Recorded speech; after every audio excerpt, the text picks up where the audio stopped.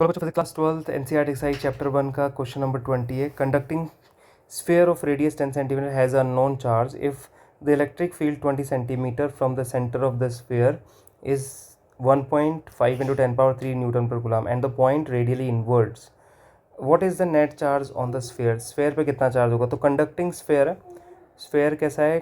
Conducting sphere है और उसके ऊपर कुछ चार्ज रखा हुआ है, ठीक है। और अगर कंडक्टिंग स्फीयर है तो हमेशा ये ध्यान रखना है कि चार्ज हमेशा कहाँ पे लाई करेगा? सरफेस के ऊपर, सरफेस के ऊपर लाई करेगा, ठीक है। ये जो स्फीयर है इसकी रेडियस भी गिवन है, ये है 10 सेंटीमीटर का। तो रेडियस ऑफ स्फीयर से आर की वैल्यू कितनी दे रखी है यहाँ पे? 10 सेंटीमीटर। और क्या बोल रहा है यहाँ से? If the electric field 20 centimetre from the centre of the sphere is this. तो इससे 10 डबल रेडियस पे एक और स्फीयर है जिसपे इलेक्ट्रिक फील्ड इंटेंसिटी इतनी आ रही है। तो बेसिकली ये जो स्फीयर है ये किसके जैसे बिहेव कर रहा है?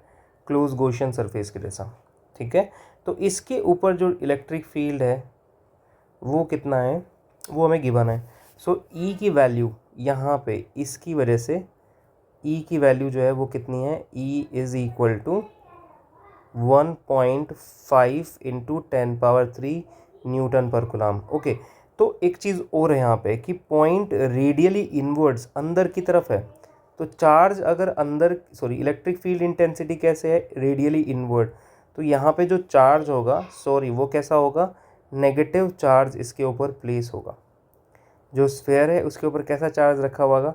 Negative charge. तभी डायरेक्शन ऑफ इलेक्ट्रिक फील्ड जो होगी यहाँ से वो किधर होगी? रेडियली इनवर्ड अंदर की तरफ इस तरह से होगी, ठीक है। तो ई की वैल्यू हमें दे रखी है और ये रेडियली इनवर्ड है। क्वेश्चन पूछा है कि what is the charge on the sphere? Sphere पे टोटल चार्ज कितना होगा वो बताना है। तो ई हमें पता है 1.5 into 10 power 3 newton per coulomb. तो यहाँ पे हम गॉस की जो एप्लीकेशन है वो हम अप्लाई करेंगे। गॉस की एप्लीकेशन का रिजल्ट हम लोग यहाँ पे यूज़ करेंगे। तो गॉस एप्लीकेशन जो है चार्ज स्फीयर वाली, स्फेरिकल शेल या कंडक्टिंग शेल वाली, चार्ज कंडक्टिंग स्फीयर वाली, तो उसमें ई जो आता है वो हमें मिलता है इलेक्ट्रिक फील्ड इंटेंसिटी के क्यू अपॉन आर स्क्वायर। तो यहाँ पे मुझे क्या करना है? क्यू जो है उसकी वैल्यू फाइंड आउट करनी है यहाँ पे, ठीक है। तो बाकी सबको हम ले जाएंगे दूसरी तरफ। तो Q इज इक्वल टू क्या हो जाएगा? E into R square divided by K. E की वैल्यू कितनी है? 1.5 इंटू 10 पावर 3 इंटू आर जो है वो दे रखा है अपन को 20 सेंटीमीटर। तो मैं इसको क्या लिख सकता हूँ? 20 सेंटीमीटर को मीटर में बदलूंगा तो कितना आ जाएगा? 10 पावर -2, ओके। और इसका होल स्क्वायर डिवाइड बाई के है 9 इंटू 10 पावर 9, ठीक है। तो हम इस तरह से इसको सिंप्लीफाई कर लेंगे। 3 की टेबल से इसको कट करेंगे। 3 5 ज़ा 15, तो 0.5 आ जाएगा। यहाँ पे आ जाएगा 3 3 ज़ा 9, ओके।